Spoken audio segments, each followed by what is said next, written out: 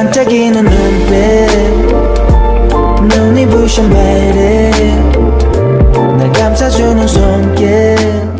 Goo-hana brought Eun-chang to Shin Yeo-jin's beautiful mansion. At first, Shin Yeo-jin felt guilty but she soon decided to do whatever it took for Eun-chang's sake. Just being near Eun-chang filled her with happiness. Eun-chang, raised by the kind Goo-hana, was smart, righteous, and caring. One day, while Shin Yeo-jin was at work, Eun-chang accidentally entered Shin Yeo-jin's room. Although Goo-hana had taught him not to enter others' room, a ball rolled into Shin Yeo-jin's room while he was playing in the living room, and he went in to get it. As he bent down to pick it up from under the bed, he noticed a piece of paper. Something felt off about it. The paper turned out to be a talisman meant to harm Shin Yeo-jin, placed there by Choi Myung-ji. Eun-chang, being sharp, recognized the talisman as something bad and hid it without telling anyone. She thought about telling Goo-hana but decided to tell Shin Yeo-jin instead, since it was found in her room. When Shin Yeo-jin returned home, Eun-chang carefully handed her the talisman, saying it seemed strange and that he had found it under the bed. The moment Shin Yeo-jin touched the talisman, she froze. It felt ominous and her hands trembled as she tried to stay calm for Eun-chang. She thanked him for finding it, but her mind raced. She knew only one person who could be behind this, Choi Myung-ji. Shin Yeo-jin immediately called her secretary and ordered an investigation into the talisman's fingerprints. The next day, she informed Hwang Jin Goo about the situation and he began the analysis with the company's security team. The wait felt endless to Shin Yeo-jin, who stared out the window, thinking about her daughter Yujin. She swore that if Choi Myung-ji was behind this, she would not stay quiet. After hours of waiting, Hwang Jin Goo returned with the results. His expression was serious as he confirmed that the fingerprints matched Choi Myung-ji's. Shin Yeo-jin couldn't believe it. She looked at the talisman in her hand and made up her mind. She would stop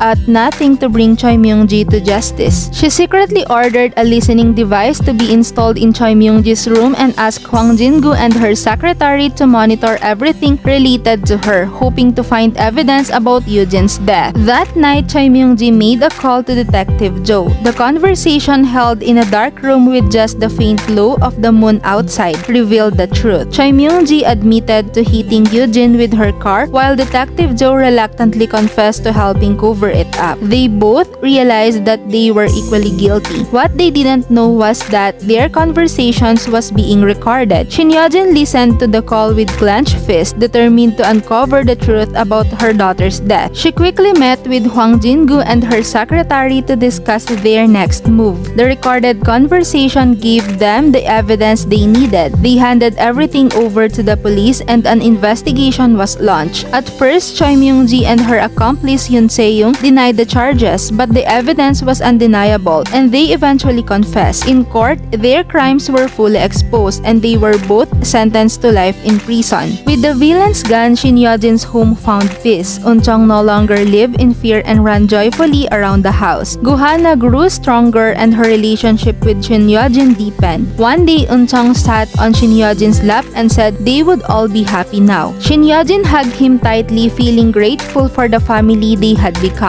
Together, they left the past behind and built a new, happier future. 'Cause you are beautiful, a beautiful stranger.